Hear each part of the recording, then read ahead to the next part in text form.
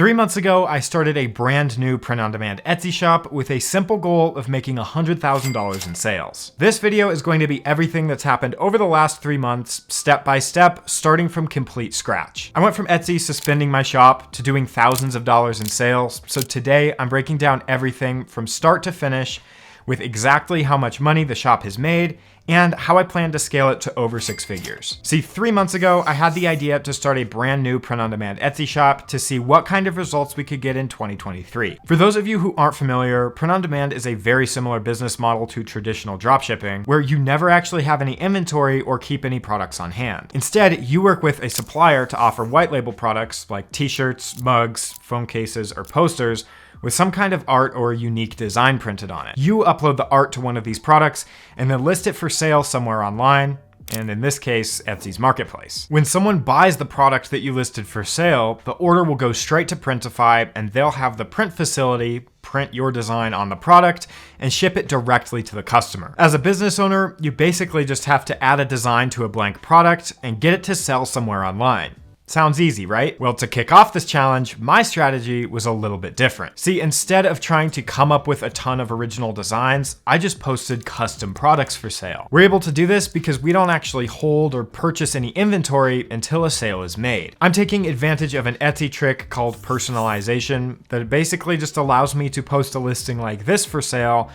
For example, a t-shirt that just says custom t-shirt. And then in this box, before they add the item to cart, they'll just type out the words they want on their shirt. Then we just have to type out their design, upload it to the product they ordered, and fulfill their order. On November 2nd, 2022, I opened a new Etsy shop.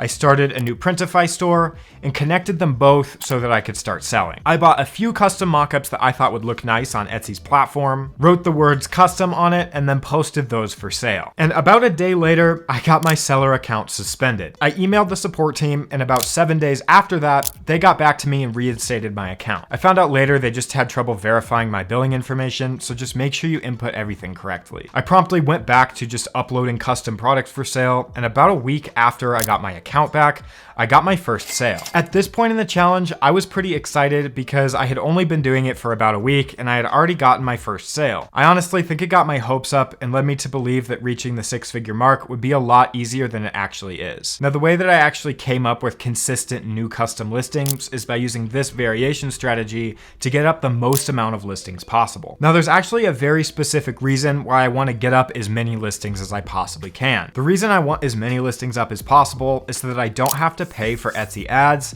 and at 20 cents a listing, it's basically free advertising. In my past experiences, it's been much more profitable to drive organic traffic using SEO and quantity of listings than driving traffic using Etsy ads or marketing. I use this strategy with my other successful stores, and this store alone generated over $100,000 in a single month without running Etsy ads of any kind. About a month into the challenge, I reached the $600 mark in sales, which felt pretty good, to be honest, considering I had just started the shop and I hadn't run any kind of ads whatsoever, so this was just completely organic traffic generating me these sales. But where it really started to get crazy was December, where I was doing $1,000 weeks and about $5,000 throughout the first half of the month. But also right around this time, I ran into a very costly issue. See, part of those orders were sold as express orders so that they would arrive in time for Christmas. The issue was that all of the orders that were being shipped to the West Coast that were being fulfilled by the Dream Junction got this really odd T-Force tracking. Basically, it's an off-brand, cheaper shipping service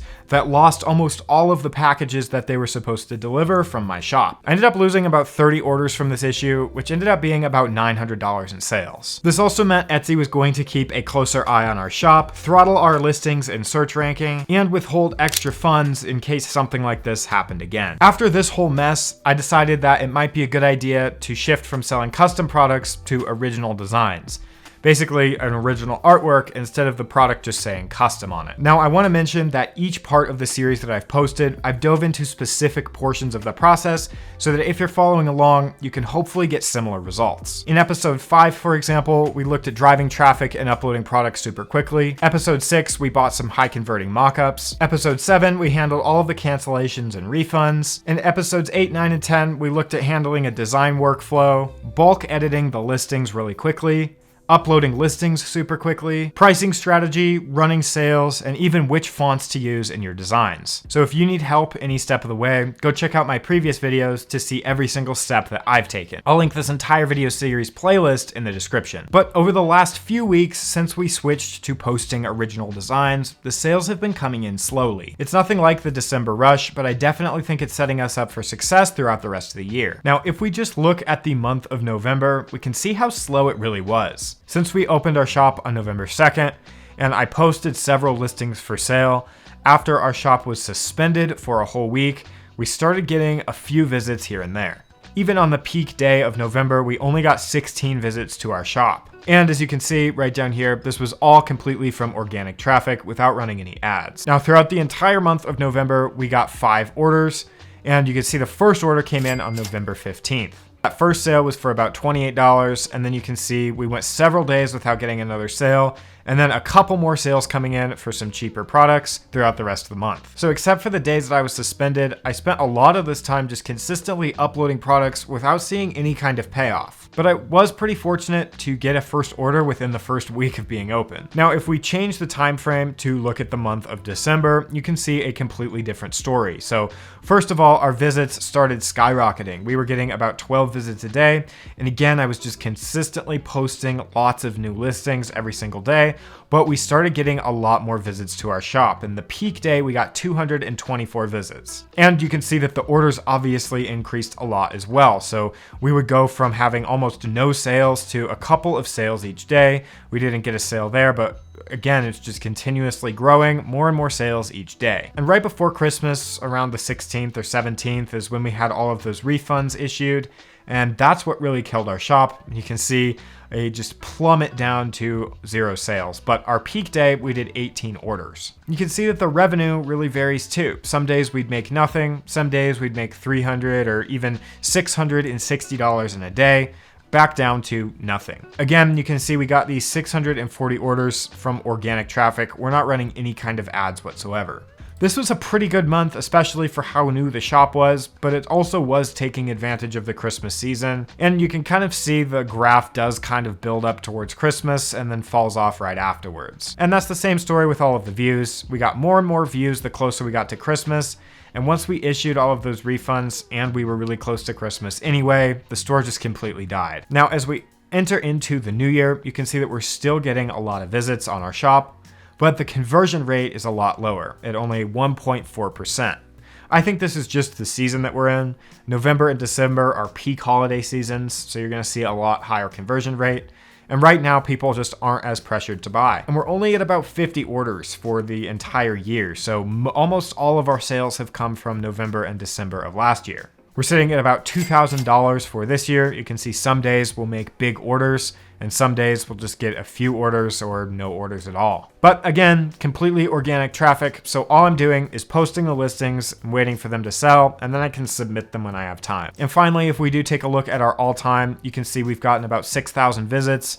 Our average conversion rate is about 3.5, 219 orders, and again, no Etsy traffic whatsoever. And it's really important to remember that even though I kind of got lucky and got my first sale within a week, we were consistently posting listings for over a month before we started seeing any kind of substantial traffic.